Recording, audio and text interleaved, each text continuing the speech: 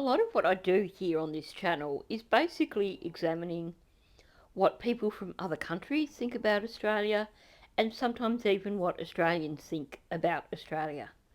Often it's in the form of someone looking at someone's video where they're like, top 10 things I like about Australia, or, one of those very generic titles. And there's quite a few of them out there. This video is actually similar but different. In this video, it's actually people being interviewed in, I think it's Brisbane, about what they think of Australia. And the wonderful thing about this video is that it is locals and tourists who are being interviewed. Now, before I jump into this video, just a little bit of housekeeping. I've been told that YouTube doesn't like Australian content. I don't know if that is true or not, but what I have noticed lately is that a number of my most recent videos have been sitting there and not getting any views. And I don't know if it's because suddenly my content really sucks, or because for some reason my content is not getting out into the algorithm. So what I'd like to ask from you, if you're watching this video, is first of all, if you are new to my channel, please do subscribe. Help me to build my channel up to get seen. Also, please hit the like button. YouTube loves it when you hit the like button.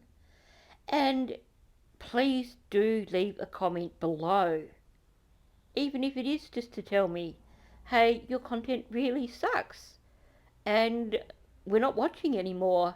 See you later. At least a comment gets me out into the algorithm, whether it's good or bad. And hey, I've got tough skin, so you can tell me if you hate my content. That's all well and good. But the point is, I need help to just get my videos seen, because at the moment it seems like for some reason YouTube has put me in the naughty corner. So I need to get out of the naughty corner, and I need your help to do that. Now, I will also mention, for those of you who do actually like my content, I do have in the description section for this video a link for Buy Me a Coffee. Do feel free, if you feel like giving a little bit of encouragement, to buy me a coffee. It helps me towards improving my channel with such things as purchasing better audio equipment, etc. So you've probably heard me mention a few times, I'm currently working on improving my audio. I have most of my audio stuff now. I just have a iOS interface on order, which is not overly cheap. So definitely any support from people who feel that I deserve it would be appreciated. Not that I'm actually saying that I need people to do that for me. Anyway, having been very awkward there, because that's what I do, let's just move on and have a look at this video. So this video is people being interviewed about their thoughts on Australia. If you're planning a trip to Australia, you can do some online research and find out what currency we use, what side of the road we drive on, how much sunscreen to pack. But there's just some things that no one tells you about Australia. The kind of things you don't find out until you get here. So I went out to the streets of Brisbane, Australia to ask some locals and some tourists what some of those things are. Do you have any tips for anyone coming here that, they might not find out online? Just be very, don't be shy or anything. We're a very loud and outspoken country. A lot of people like to drink a lot and like to swear a lot, so hopefully you don't get offended easily and everyone will get along great with you. I think that actually does just about sum it up, doesn't it? Don't be offended, because we will take the piss out of you. And yeah, we do swear a lot, and I think that is possibly why YouTube doesn't like Australian channels, because Sometimes we don't even notice when we've said a swear word, whereas Americans are very, very precious about swearing. I've definitely noticed that since I've been on YouTube, and also from being in Discord and having conversations with people on Discord and them being like, whoa, you just swore, whoa. And I'm like, yeah, I'm Australian, that's what I do. Yeah, this guy got it nailed. What I've noticed overseas compared to here is that when you bump someone, they apologise. So you bump someone, they apologise to you? Yeah, and you apologise as well, no matter whose fault it is. I feel like people are more likely to apologise over here. Okay. So just get ready to say sorry a lot, is what you're saying? Not really, but it's nicer, I guess, that way. Yeah. We just apologise just in case. So first of all, a bit of a shout out to that Karen in the background who apparently took offence at whatever was being said in this interview and turned around, gave them a filthy look and said something. I'm not a lip reader, so I don't know what she said, but I'm guessing it wasn't, hey, how are you going? Or, oh, I'm sorry. But yeah, don't we all do that? The number of times when someone bumps into you at the supermarket and you go, oh, sorry. I have noticed, however, it seems like probably since maybe COVID, people tend to be less polite when it comes to that. I've had a few times where I've been in like Aldi or somewhere and someone's bumped into me or hit me with their trolley and I've turned around and just sort of spontaneously gone, oh, sorry. And they've just either not got eye contact at all or just looked at me and walked away. So I hope that is something that we're not losing here in Australia. Yeah, I'm from Italy and I liked a lot people of Australia because they are very happy and friendly and awesome people, very generous. So that surprised you when you got here? Yeah. It's different in Italy. People aren't as nice? Not with tourists, no. Okay. They are more shy. And close, yeah. Okay, I have to say, I would have loved to have heard more of this girl talking because I just thought her accent was gorgeous. It is a common thing that you hear, isn't it, that we are quite friendly with tourists. And I guess it's just what we do, and I hope it's something that we do continue to do into the future. Yeah. So one thing that I found strange here is that I've seen a lot of Aussie people walking barefoot, and it's really strange for me because I'm not used to see this type of thing in Brazil. So yeah, it was the one thing that I found it a little bit strange and different, but it's interesting to see. I've done videos on Australia's barefoot culture before, so I'm not going to dig into it too deep. But let's just remember that this is Brisbane they're talking about, so probably there were some people getting around with bare feet. Yes. Pretty damn expensive country. And the accent is pretty funny and really hard to understand. Oh, really? Yeah. What are some tips? Is there any tips for anyone that's... Oh, what did you say? What are some tips for anyone Yeah, coming your here? accent is quite hard. Oh, my accent. No, You got me. Yeah, plan your travel route and yeah, have enough money with you. Go to Big W because it's a very cheap store. Okay, I'm just going to say for anyone coming to Australia, get out of the tourist areas before you turn around and say how expensive Australia is. I just want to point that out. I also want to point out, I think these guys were actually taking the mickey out of us. They were actually playing us at our own game. It's very expensive here for us Germans. Yeah. If you go to Australia, you should maybe notice that, you know, take a lot of money with you. How much more expensive than Germany?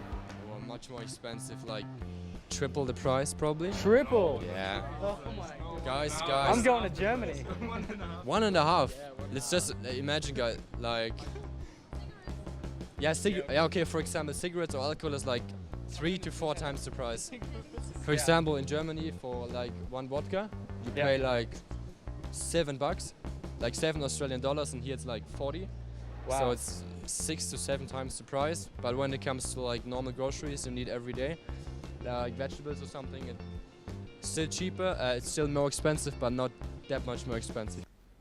Okay, I think we can acknowledge that when it comes to tobacco and alcohol in Australia, they are so heavily taxed that they are one of the things that people who visit Australia notice straight up in terms of being far more expensive than other countries.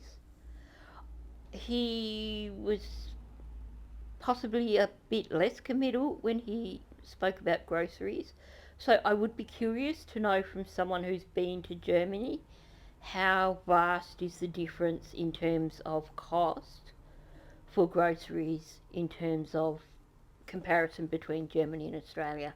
Is Australia more expensive? If so, how much more expensive? Oh, the cold in winter. You know, I'm from a warm climate, so by the time it's now cold in winter, I'm like shivering. The cold is different. I think that will surprise people because most people find that it's hot when they come over here. Yep, because they are coming from Europe, where Right, it's yeah. minus 20, minus 19, and they come here and they're like, guys, but I'm coming from where it's almost every year and it's 35, 25, 30. So by coming here, it gets cold. So I guess think about where you're coming from and compare it to Australia's weather. Yes, that's it.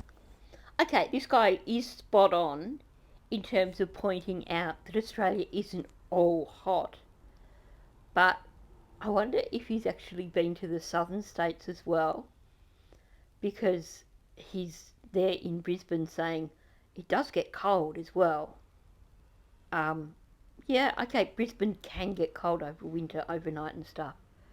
But at the same time, Tassie winters, when you have to get up and scrape the ice off the windscreen of your car before you can go to work, and then you're driving to work, if you're in like the Central Midlands, and you can see ice droplets forming on the side window of your car.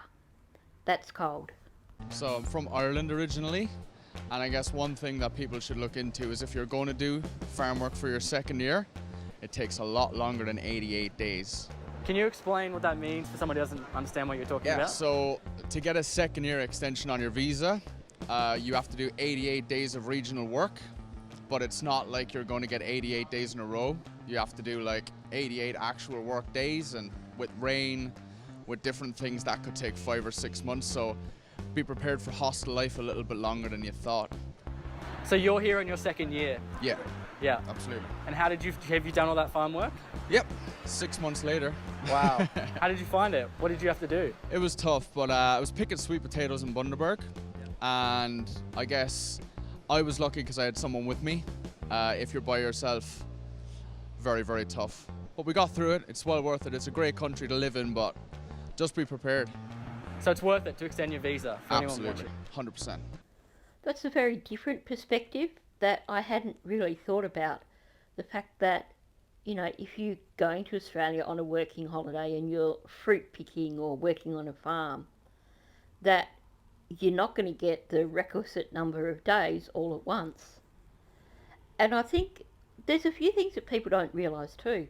One thing that I noticed when I was living in Tasmania is that councils aren't that great when it comes to itinerant workers. The area where I used to live had a lot of vineyards, a lot of fruit farms, especially apricot farms, and there was one particular park where every summer you would get a population of maybe a dozen or so workers from overseas who would come. They'd set up their tents there, then they'd go and they'd work through the day, they'd come back, and they were basically living out of the park while they were fruit picking. Some of the farms have accommodation for fruit pickers, but never enough for all of them.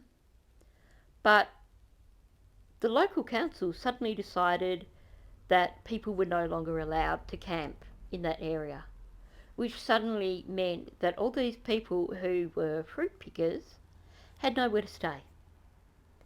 And that not only meant that it was a deterrent for people who wanted to work in the area on a visa, but it also impacted on the local fruit farms, because suddenly they were finding it harder to get workers because they only had so much room on their own property for workers.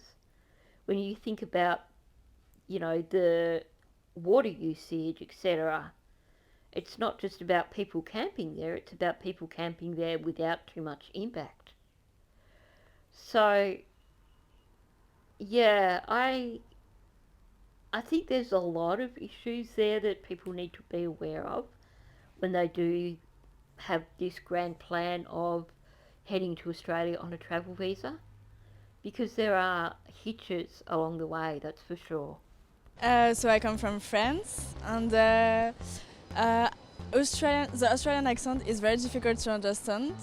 I understand more the French people than the Australian people, but it's okay. If you speak slowly, it's okay, I can understand. One can find the local dialects of the people unusual sometimes, but if they try to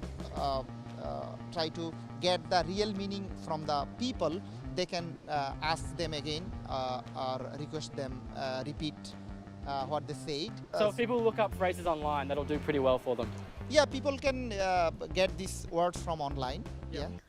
I've noticed that a lot of people from non-English speaking countries learn American English so that when they come to Australia, our accents do make it harder to understand, because not only are they trying to translate English in their head to their own native language, but they're also trying to cope with a different dialect and a different accent. So I can understand what these people are saying.